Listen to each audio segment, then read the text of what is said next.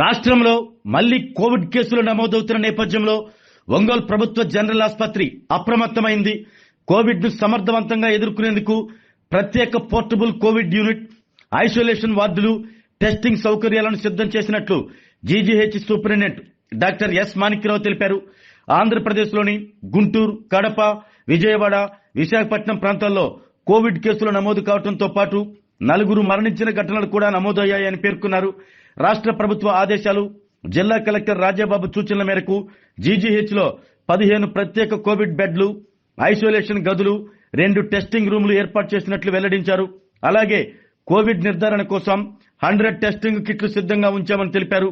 ముఖ్యంగా 60 ఏళ్లు పైబడిన వృద్ధులు, క్యాన్సర్ రోగులు, రోగనిరోధక శక్తి తక్కువగా ఉన్నవారు ప్రత్యేక జాగ్రత్తలు తీసుకోవాలని సూచించారు.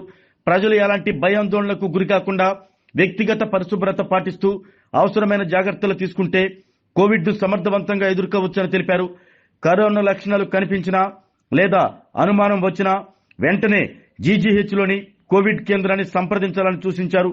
ఈ కార్యక్రమంలో GMC principal doctor Srivani, CSRO doctor Madhavilatha, deputy RMO doctor Sunil Gavaskar తదితరులు పాల్గొన్నారు.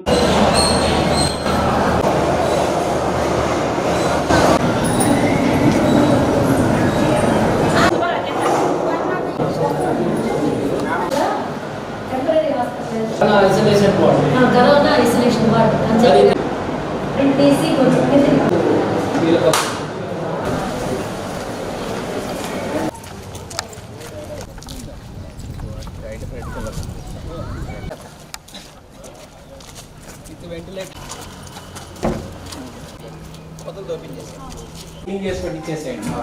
ఇంకొక లక్ష్మీ సూపర్ బ్రాంచ్ వెళ్దాం. ఇది 6, 7, 8 క్లీన్ చేసి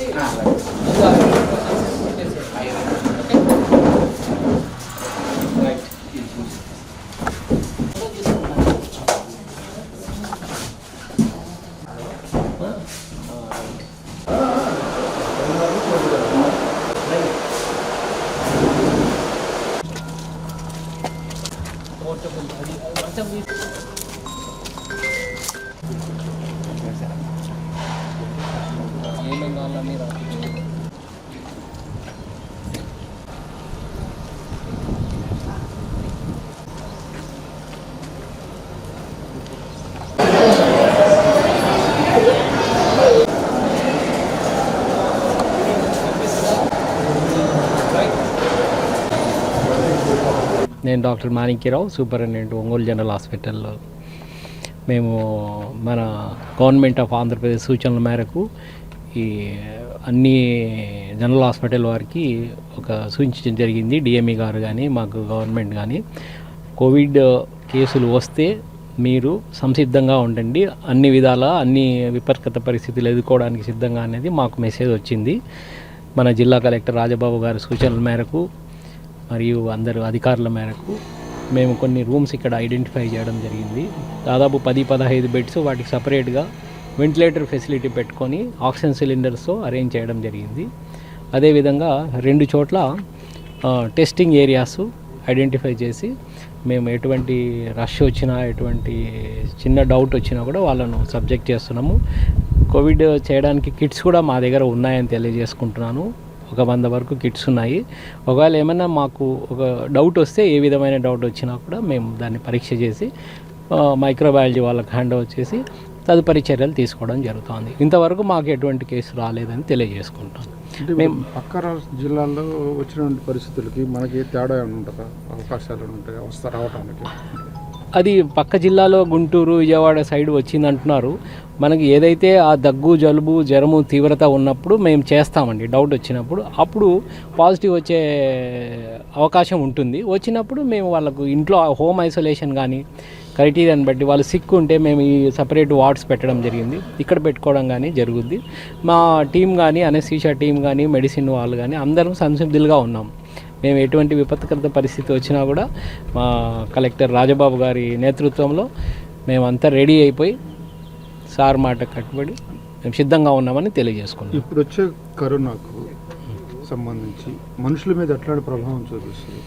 ఇది చాలా ప్రభావం అంత ఎక్కువగా ఉండదని నా అభిప్రాయము. ఎందుకంటే ఇది చాలా మినిమల్గా, ట్రివియల్గా ఉంటుంది. ఆల్రెడీ అది పాండమిక్ అయిపోయింది. ఇప్పుడు వచ్చేది అంత తీవ్రంగా ఉండదు. కానీ ఎవరికైనా ఓల్డ్ ఏజ్ 70-80 ఏళ్ళలో షుగరు, క్యాన్సర్ ఉండే వాళ్ళను జాగ్రత్తగా చూసుకోవాల్సిన అవసరం ఉంది అని నేను ప్రజలకు తెలియజేస్తున్నాను. మీ ఇంట్లో వాళ్ళకి ఎవరికైనా జబ్బు ఉండి 80 ఏళ్ళ పైబడిన వాళ్ళకు షుగర్ వ్యాధి, హార్ట్ వ్యాధి, తర్వాత ఇమ్యూనిటీ తక్కువగా ఉండి క్యాన్సర్ ట్రీట్మెంట్ తీసుకున్న వాళ్ళకు ఏమాత్రం కూడా జ్వరము ఈ లక్షణాలు కనిపించినా కూడా దగ్గు ఇమ్మీడియట్గా మా దగ్గర తీసుకొని వస్తే మేము తదుపరి రియాక్షన్ తీసుకొని మీకు సీరియస్ కాకుండా కాపాడుకోగలమని మీకు చెప్పగలను. సందేశం అదే ప్రజలకు ఈ జ్వరం వచ్చిన వాళ్ళు వీలైనంత త్వరగా ఇంట్లో వైద్యం తీసుకొని డాక్టర్కి చూపించుకోండి. అండ్ మీరు భయపడాల్సిన అవసరం లేదు. ఇప్పుడున్న కరోనా అప్పుడు తీవ్రత ఉండదు. అసలు కరోనా ఇంతవరకు ఒంగోలులో మాకు ఎవరికి రాలేదు, మా పేషెంట్లకు అటువంటి వాళ్ళు ఎవరు రాలేదు. మీరు భీతిని చెందాల్సిన అవసరం లేదు, భయపడాల్సిన అవసరమే లేదు. మేము సంసిద్ధంగా ఉన్నాము, అన్నీ రెడీగా పెట్టుకున్నాము. మందులు, వెంటిలేటర్స్, సిబ్బంది అండ్ ఏరియా కూడా ఐసోలేట్ చేసి పెట్టున్నాము. అంతకుముందు ఉన్నంత తీవ్రత దీంట్లో 100% ఉండదని తెలియజేసుకుంటున్నాము. మీరు భయపడాల్సిన అవసరం లేదు అని నేను ప్రజలకు తెలియజేసుకుంటాను. పక్క జిల్లాలైన గుంటూరు, విజయవాడ, కడప వీటిల్లో కొన్ని కోవిడ్ కేసెస్ వచ్చిన నేపథ్యంలో మేము కూడా సర్వసన్నద్ధమై ఉన్నాము కోవిడ్ని ఎదుర్కోవడానికి. బట్ ప్రజలు భయపడాల్సిన అవసరం లేదు. కోమార్బిడిటీస్ ఉన్నవాళ్ళు, ఏజ్ పెద్దగా ఏజ్ అబవ్ 60 ఇయర్స్ వాళ్ళు, ఇమ్యూనిటీ తక్కువ ఉన్నవాళ్ళు, ఏమన్నా జ్వరము, దగ్గు, జలుబు లాంటి సిమ్టమ్స్ కనిపిస్తూనే వెంటనే డాక్టర్స్ని అప్రోచ్ అయితే మేము తప్పకుండా వాళ్ళని రక్షించడానికి సంసిద్ధులుగా ఉన్నాము. Covid isolation wards, Covid testing areas 2 ఉన్నాయి. మా దగ్గర కిట్స్ కూడా ఉన్నాయి. సో ప్రజలు భయపడాల్సిన అవసరం లేదు. మేము వారిని ట్రీట్ చేయడానికి సర్వసన్నద్ధులుగా ఉన్నాం. ఆరోగ్యమే మహాభాగ్యం అంటారు, కానీ ఆరోగ్యాన్ని నమ్మకంగా కాపాడే స్థానం ఎక్కడ? ఇది ఒంగోలులో మీకు దగ్గరగా మన Venkataramana nursing home private limited. Caring your life 54 ఏళ్ల విశ్వాసంతో ఇది ఒక హాస్పిటల్ కాదు, ఇది ఒక విశ్వాసం. 3 తరాలుగా వేలాది కుటుంబాలను ఆరోగ్యంగా నిలిపిన ఆదరణ. మా నిపుణుల వైద్య బృందం మా దగ్గర అనుభవం కలిగిన బృందంలో అందించే సేవలు neuro surgery, general medicine, diabetes, pulmonologist, general surgery, ophthalmology, urology, orthopedic, ENT, paediatrics, dental surgery, anaesthesiology, gynaecology, cardiology, emergency మరియు క్రిటికల్ కేర్. ఒంగోలులో ఆరోగ్యానికి ఒక కొత్త శకం ప్రారంభమవుతుంది. వెంకటరమణ ఐ హాస్పిటల్ ప్రారంభించబడింది.